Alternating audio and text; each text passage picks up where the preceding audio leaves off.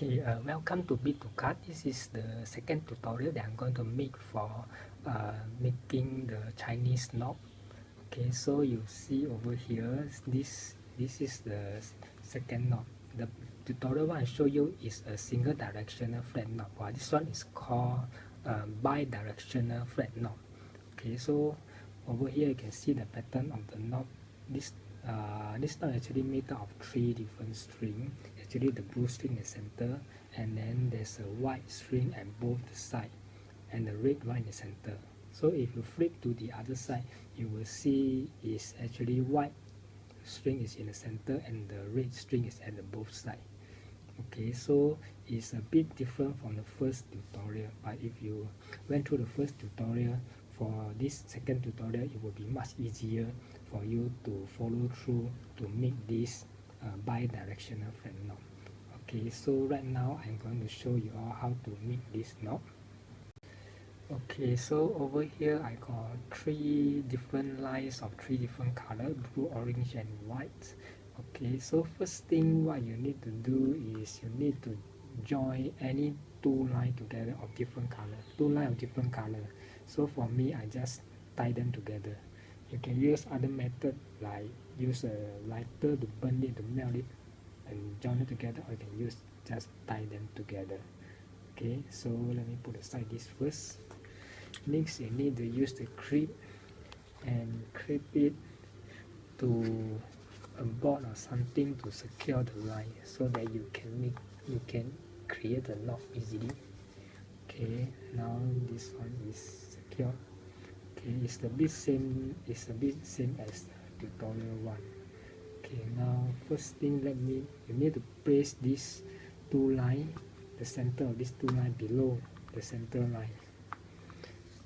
Okay, so it will be advisable for you to leave me more space on top, because later this additional line you can cut it and join it to something else, which I will later explain it to you. So I place this in the center. If you have went through my first tutorial on how to make the single directional flat knob, you will be able to know the first step. The first step is actually the same as tutorial 1. So the first step what you're going to do is you need to take the left line. So for my case is the white line, and go underneath the center line. So okay, so I will put it under the center line. Okay, and go through under this center line and above the right line, which is the yellow line. So now you see it's under the center line. This left line is under this center line and above the right line. Okay, and then next you just take this right line and move it above this center line. Okay, after you put it above this center line, you will want to tuck it under the left line, which is the yellow line. Right, so let me adjust the center again, and then after you are done with this, you would like to pull it and adjust the length. Okay, it will be advisable for you to leave a longer length on the top and tighten it and further adjust. Okay, so you got a knob like this. Okay, and then second step, you will repeat the first step again. So now I will take this yellow line again, tuck it under the center line.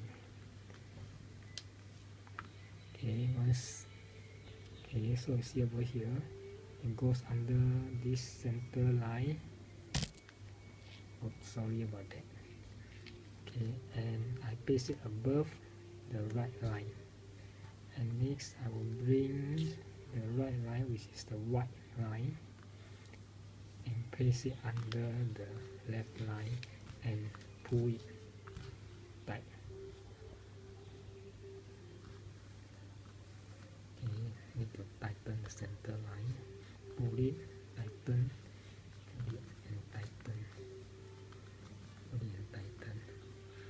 Alright, now you see there's this yellow at the side and the white line is in the center. Okay, now for the third step will be a bit different from the first step. Instead of the right line going underneath of the center line, which we have just did for our step 1 and 2, now we are going to take the right line, which is the yellow line, and do it the opposite way. And this we are going to take this yellow line, move it underneath the center line, and put it above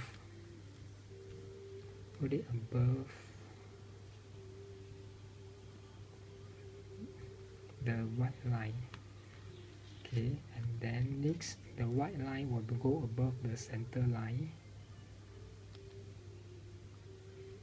and go underneath the yellow line. So you see it's a opposite way, and you just pull it. Okay, right. Now you can see the pattern of the knot. Okay, you got the yellow on one side and yellow on the other side and the white on the center. Okay, so an easier way for you to remember is to always remember the yellow line, which just now we did at the third step, will always go underneath. So by remembering the color, it will be more easier for you to make the knot without getting mixed up. So the yellow line will always go underneath and underneath the center line and above the white line, and the white line will same go above the center line and underneath the yellow line, and then we'll pull it. So what happened if you got mixed up? If you got mixed up, okay, how to know you got mixed up? So you see over here, let me bring this up. Okay, so if you see over here, the yellow line is actually staggered. So over here, the yellow line, this yellow line, it actually bind together these two white lines. This yellow line is binding together these two yellow lines on the left side, and the right side, the yellow line binds this yellow line binds these two. On the right side, it binds these two, so it's staggered. It will go on staggered, so that means you are in the right course. So at any point of time, if you see that the yellow line at the side doesn't go staggered, that means you have got it wrong. Okay, let me put it back.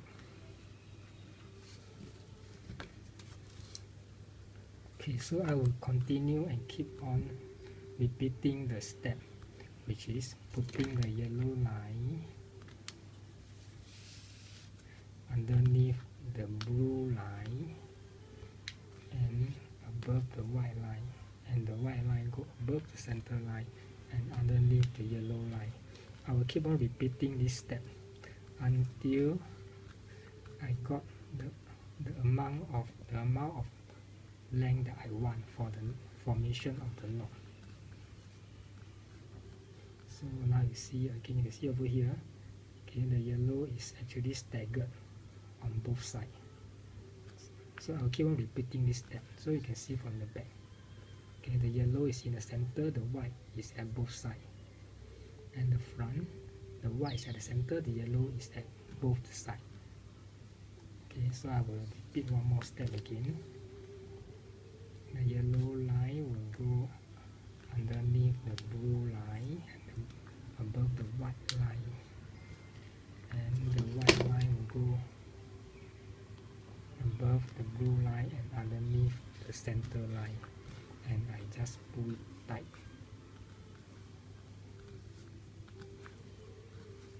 Okay, so you can see over here the yellow line is staggered on both the sides. Okay, just keep on continue doing the step, and finally you get the length. Okay, so you see over here I have already made a sufficient length, the length that I want. Okay, by repeating the third step all the way until I get the length. So after you get the length, what do you need to do to seize it? Okay, to seize it is very easy. Just take both the end, make a dead knot, tie it.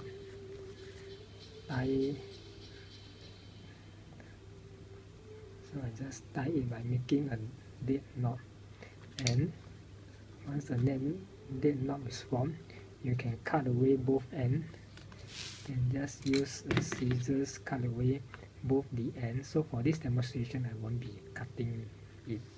Okay, you can cut away the bottom and the top end, and you can either make this into a bracelet and give away to your friend as a gift, so it looks very nice if it's a bracelet, or you can log on to my website and download my 3D printer file. This is a design which I 3D drawn. It's actually more of a Chinese design with the octagon. So in the Chinese culture, octagon is usually a resemblance of wealth, prosperity, happiness. So you can use this, and you can even hang it at the bottom and hang for decoration purpose, hang it up. Okay, so that's all for my tutorial 2. Thank you for watching my tutorial, and please subscribe and follow up for my tutorial 3. Thank you.